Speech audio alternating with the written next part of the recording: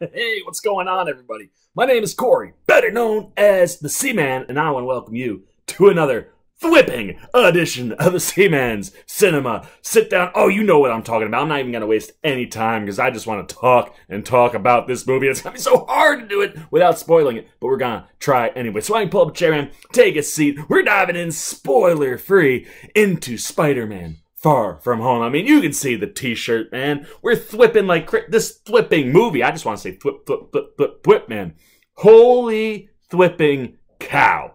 This thing, like John Watts, Chris McKenna, Eric Sommers, like, what a phenomenal trio this group has become with these Spider-Man movies, because holy cow. I'm not gonna sugarcoat it. I'm not gonna even waste any time saying it. I already tweeted it out as soon as I saw the movie. This is the best Spider-Man movie ever. Period. End of sentence.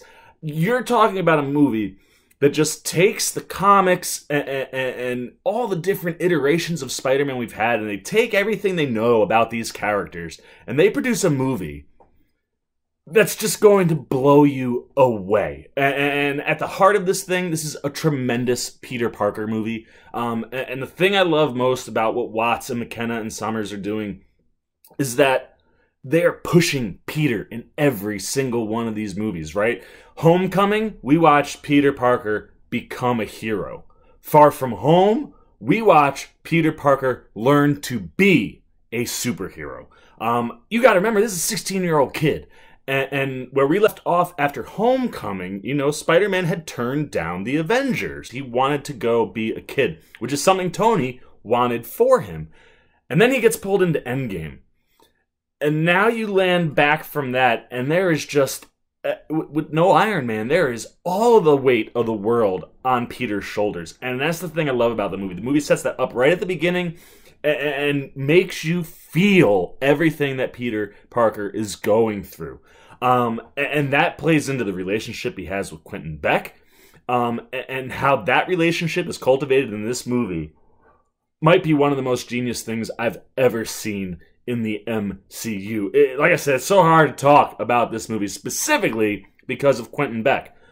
But wow, what a cool team up, man. Like, even though we kind of altered some things with Mysterio, I love the relationship that him and Peter have in the movie, and how important that relationship is to Peter, and what that means as the movie progresses. Like I said, I don't want to spoil anything, because some of the best stuff I've ever seen in the Marvel Cinematic Universe is spawning out of Mysterio, and what they do with him in this movie.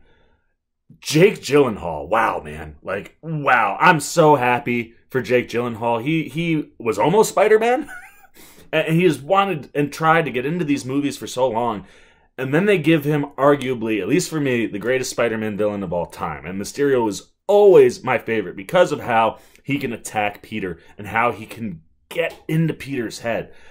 And the way Jake Gyllenhaal does this thing, oh man, dude, like... And the movie just gives the movie. There are just two moments, both, you know, centered around what Jake Gyllenhaal is doing, and they're both mind-blowing. There's one that happens, and you're like, whoa, yeah, okay. And then there's another one, and you're like, yep, more of this, more of all of this. Oh my goodness me. And then Tom Holland. I mean, he is Spider-Man. You can't say it enough, man. Like, you know, Tobey Maguire was a solid Spider-Man. Thought Andrew Garfield played Spider-Man even better. He got the jokes and the wit of Spider-Man, but neither one of them was the right Peter Parker. Tom Holland is the perfect Spider-Man and the perfect Peter Parker. Holy cow, man. He acts his ass off in this movie because, like I said, of all that stuff that's going on inside of Spider-Man, the whole movie, whether it's his relationship with MJ, with Quentin, where he stands as an Avenger, carrying on Tony's legacy, the pressure of all that, it's just all executed perfectly by Holland. And the suits. Oh, man, dude. The Spider-Man suits of this movie, oh, they're so cool. I'm not even going to say too much about them, but they are awesome. And I love how we get to the suit that we've seen the most with the black and the red. It's so cool. And, like, although I was a little upset because it kind of steals some Miles stuff, they kind of lay something in there that makes it okay. It's just something that he says. He's like, bring up but they're all awesome. They look phenomenal. I love the way they work in the movie. And the Spider-Man sequences in this movie are mind-blowing, man. I just sat there and it was like a kid in a candy store, man. It was just everything that came onto the screen. I was just like, yes, more of this. Oh my gosh, this is unbelievable. Like, the things he does, it's just, there's a complete evolution to Peter and Spider-Man in this movie, from the first movie, from Endgame.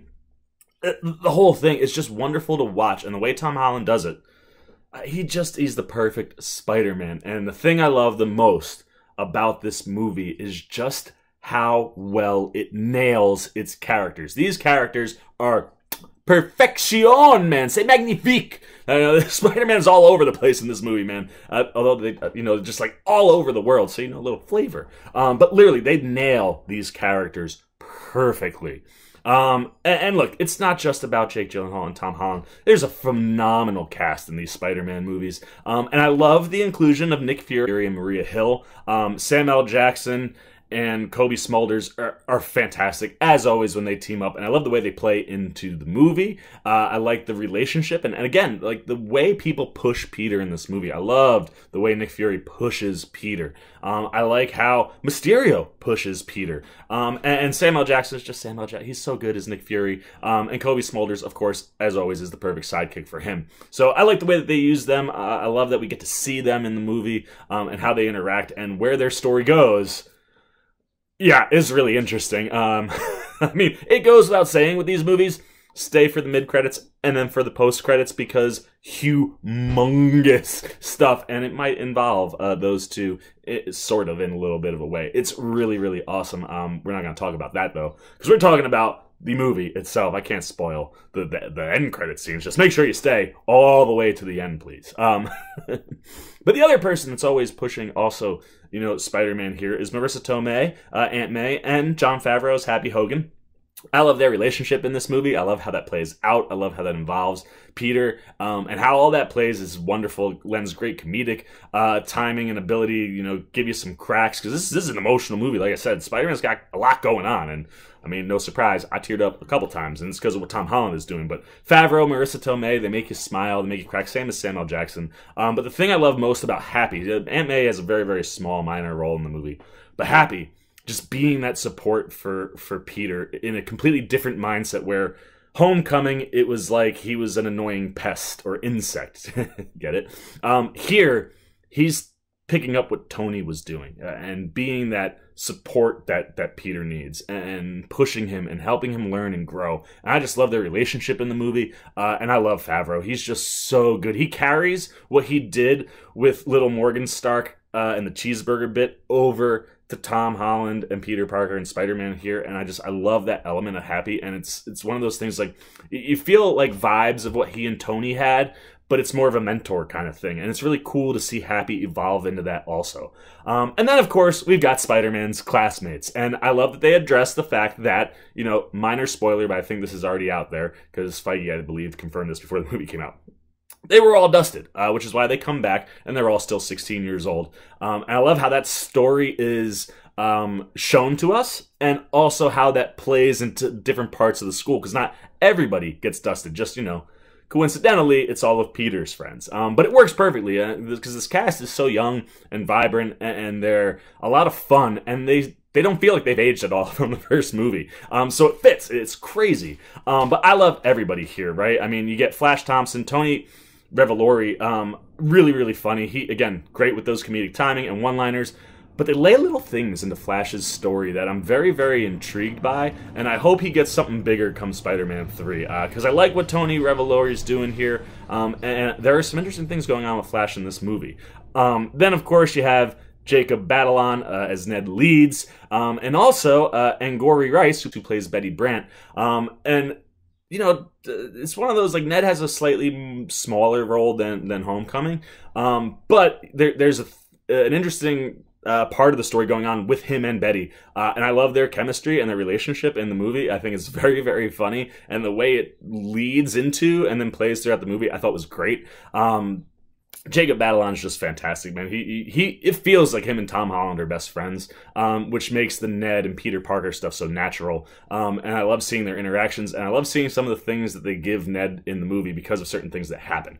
And then, of course, MJ. Wow, man. Zendaya was awesome in this movie. I really, really dug her. I love what she's doing, and how, like, without her being Mary Jane, they're laying, like, small elements of Mary Jane into the MJ character. I really appreciated that stuff. I thought she nailed that. And again, her chemistry with Tom Holland is fantastic. I love how, like, they're both so like this with each other, and where that goes and how that plays. I just thought it was really, really awesome. And there's like little things in there that kind of push that relationship into different spots that lend some humor, but also some really, really wonderful moments. I thought Zendaya crushed it. And everybody that shows up in the movie, there are a lot of folks here.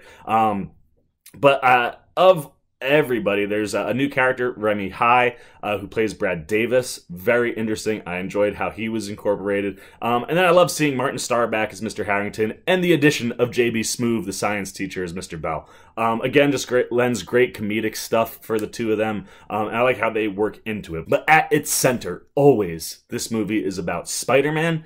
And like I said, what John Watts does from a directing standpoint, the pacing is wonderful in this movie, because he lulls you into certain things. Specifically those two kind of moments I was mentioning earlier. He kind of, where they all of a sudden they kind of come out of nowhere, and you're like, and you literally, every time it happens, you go, oh, like, and it's so impressive to watch a movie that can do that way. And I think the way that he handles it, and the visual effects of the visual effects team, oh my God, they deserve so much credit. The visuals are insane in this movie. And the pacing, like I said, it works well. I really like what Watts, McKenna, and Sommers are doing together, and they just continue to pump out perfect Spider-Man movies. This thing, top to bottom, it's flawless, man. Every little twist and turn and nook and cranny is covered from all different angles and just gives you something where you go, wow. I mean, the stuff with the elementals is amazing. And I'll say this, and this shouldn't shock anybody, but Marvel trailers don't really ever give very much away about the movies. That's the case here. You ain't seen nothing out of these trailers, man. What the trailers have showed us, it's like that much of this film and where it goes and all the things it does.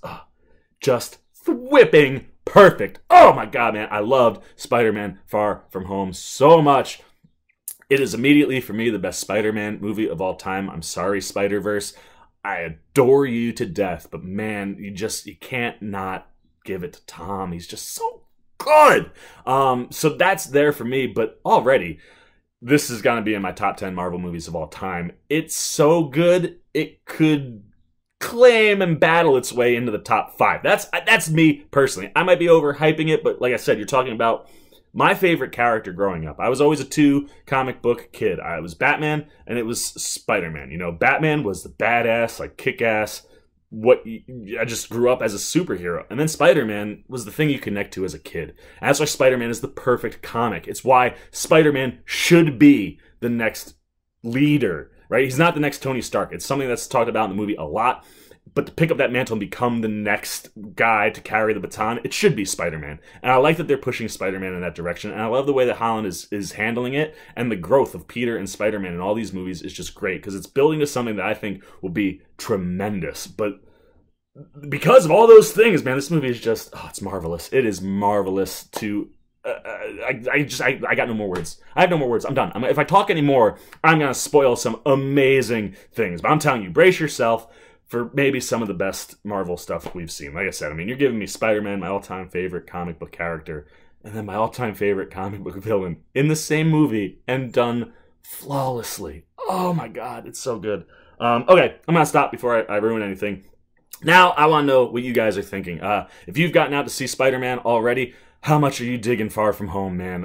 What are you loving? What's your favorite part about, who Tom Holland has become as Peter Parker and Spider-Man? What do you think about him and Jake Gyllenhaal? How they play that? Please don't spoil anything, but tell me how much you enjoyed this one around. And if you didn't, and if you think I'm crazy, and come on, it's a good movie, Corey, but don't go crazy. All right, well, let me know that too. Just leave everything you're thinking down below. If you haven't seen Spider-Man Far From Home, are you going to? Are you pumped? Are you in? If you're not, has the C-Man enticed you to see the best Spider-Man movie of all time? At least for me. It's one of those things where it's like, it's to each their own. This for me is the best Spider-Man movie. So if I've enticed you and you think like, look at the C-Man, give him that thumbs up. Go check it out. Let me know what you're thinking there. As always, if you enjoyed this video and review, please give me a thumbs up. And if you're new here, you want to come hang out with the C-Man and see me in the spoiler world after I go see this thing again in IMAX 3D, I'm definitely sitting down and spoiling the crap out of it because, oh my god, the things in this movie, man. So if you want to be around for all that, you got to go hit that subscribe button. You got to hit that little bell that follows so you can get the alerts and be there for everything we're talking about with Spider-Man. For the C-Man Cinema Sit Down, I'm C-Man, and I am whipping off. Well, I'll be. You guys are still here. You must be looking for some more content. Well, don't worry. C-Man's got you covered, man. You got videos like this guy and this guy. And if you haven't yet, and you want to come check out all the C-Man goodies, join the Cinema Sit Down squad, man. Hit that subscribe button. And don't forget to hit the little bell down below that, too, so you can get alerts every time I make new videos.